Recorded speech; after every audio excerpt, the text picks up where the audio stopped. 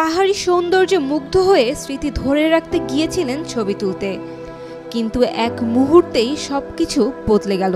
উত্তর পাকিস্তানের খাইবার পাখতুনখোয়ার সওয়াত জেলার খওয়াজা খেলা এলাকায় নদীর ধারে দাঁড়িয়ে থাকা একটি পর্যটক দল আকস্মিক বন্যায় ভেসে যায়।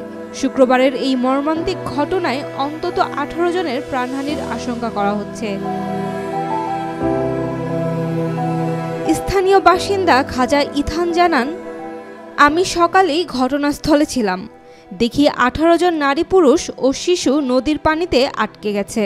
তারা আমাদের সাহায্য চাইছিল, কিন্তু আমাদের কাছে কোনো রশি কিংবা নৌকা ছিল না।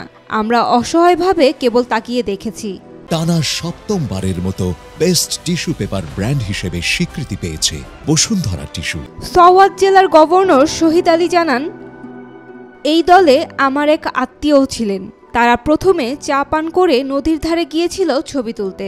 হঠাৎ খওয়াজা খেলা অঞ্চল থেকে আসা আকস্মিক বন্যা পুরো দলটিকে ভাসিয়ে নিয়ে যায়। এখন পর্যন্ত 9 জনের মরদেহ এবং 2 জন শিশু ও এক বৃদ্ধকে জীবিত উদ্ধার করা হয়েছে। বাকিদের সন্ধানে অভিযান চলছে।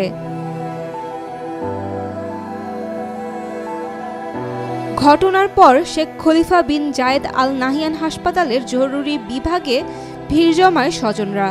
এদিকে পাকিস্তানের আবহাওয়া অধিদপ্তর সতর্ক করে জানিয়েছে, জুলাইয়ের প্রথম দিকে চলতে থাকা মৌসুমী বৃষ্টিপাত আরও প্রাণঘাতী আকস্মিক বন্যার ঝুঁকি সৃষ্টি করতে পারে। Saima Akter, Daily Sun. For more updates, follow us on Facebook, subscribe our YouTube channel, get the latest update on www.daily-sun.com.